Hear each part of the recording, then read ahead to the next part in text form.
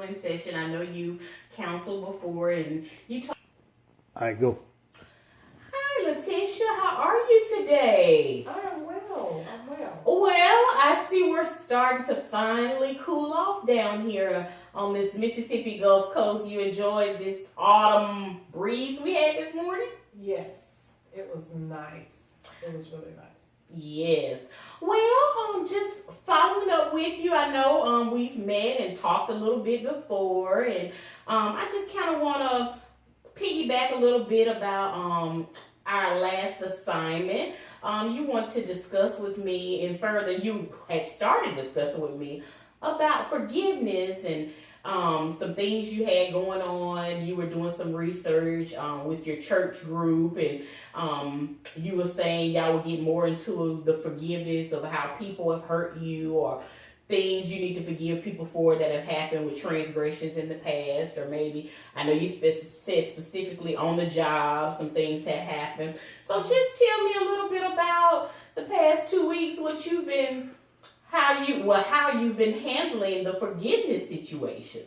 Well, where I've started is I started writing it down, writing a letter of, not a letter, but a permission slip to give myself permission to forgive.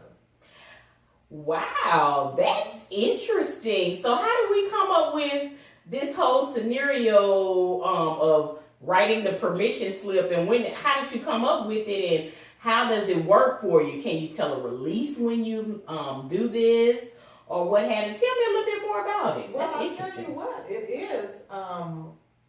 is relieving, it is freeing when I did write the permission slip. Writing the permission slip is just giving myself permission to say, you know what, you need to forgive yourself for that. And then forgive the other person who has done something wrong to you.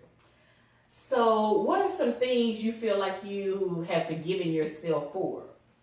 Well, I've forgiven myself for doubting myself, for undermining myself, for just giving myself permission to forgive by not setting goals for my future.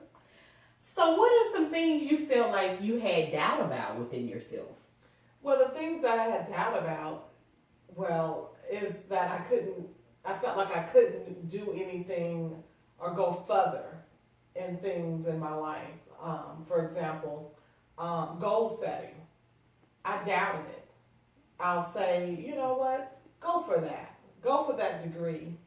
And then that little voice inside my head said, girl, school is hard. You're not good at taking tests. So things like that. So it almost seems like you had the capacity to set goals, but you had that little twitch in the back of our ear that all of us have, like, yeah, set it, but it's so hard to achieve, we're not going to worry about it. We'll move on to something else. So it's kind of like you were kind of putting up a little self-doubt, but you had the tenacity within you to acquire your degree or to move forward into a certain situation. Do you feel like something from your past or your childhood ever make you feel like you couldn't obtain a goal, or may have contributed to that self-doubt? Well, from the childhood, I guess because I was a people pleaser. I used to be a people pleaser. So from the childhood, I believe just trying to please everyone, and you didn't want to fail or have someone upset with you. That's interesting, because especially like in society today, it's rare you hear about people pleasers, because everybody is kind of like for themselves. For one man show, it's like, hey, it's going to be my way. You can get on board or you can get off the train. Mm-hmm. So that's quite interesting to hear you say that. Mm-hmm. Wow. And going back to, you said you were writing out, what were you saying? It was kind of like the checks and balances. You were writing out scenarios. You were writing down. Yes, writing things down. And writing things down, like I said before, is freeing. You will, it's just like you're releasing it. And then after writing things down, especially the doubts, the fears, the rejections and things like that, after writing all those things down, what I do is take them, pray over that, and burn it. Because I don't want to read that again. Because continuing to read it, I relive it. Wow. So let me get this straight. Your rejections, your fears, your self-doubt, you write it down and you burn it. So it's kind of like releasing it out into the atmosphere away from you. Yes. Releasing it to the universe. And how often do you do this, Letitia? Probably about twice a year. And so tell me this, how do you know things that have bothered you in your past, if you wrote it down and you burned them? Well, I guess it would be like a psychological memory that you would carry, because how would you, once you burn them, how do you know you've moved past it, gone forward?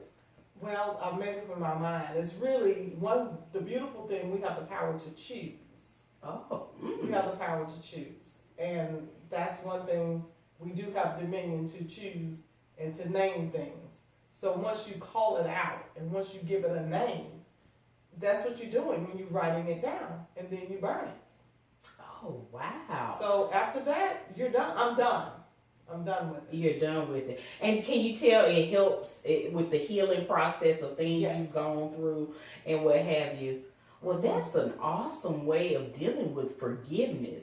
And so if it's like a specific, if it's a specific situation, I'm just going to say if you had just a disagreement with a coworker, so when you released that into your atmosphere, you wrote it down, you burned it, released it. So, because I know in society we have a thing about if we've had a hiccup with someone, it's kind of hard to move forward. But that's a very interesting protocol that you said. You write it down, you burned it. When you write it and burn it, it's released. It's like it's forgiven in a clean slate. That's a very interesting technique, Miss Letitia.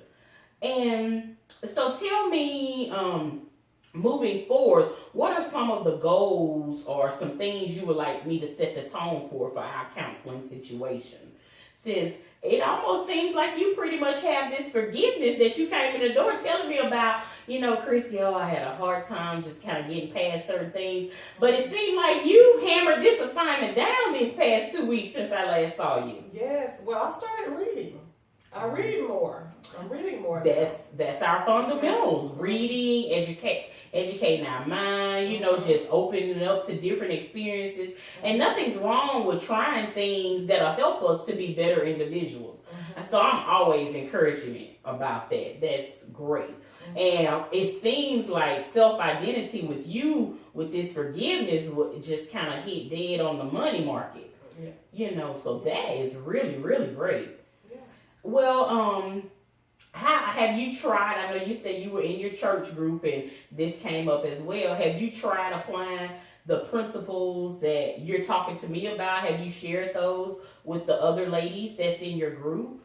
And if so, tell me some of the things, if you guys have discussed it, that's probably been fulfilling and healing to you because you shared an idea or a concept that you formulated. And if you see somebody else moving into a positive, it's having positive impact, positive reinforcement on them. So how does that make you feel? Tell me a little bit about that also. Well, passing that on to the ladies in our group, in our church group, was it was freeing for them because they never thought about it.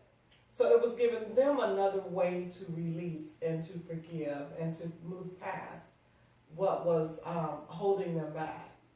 And I feel like when we hold on to things, I always think about a stone.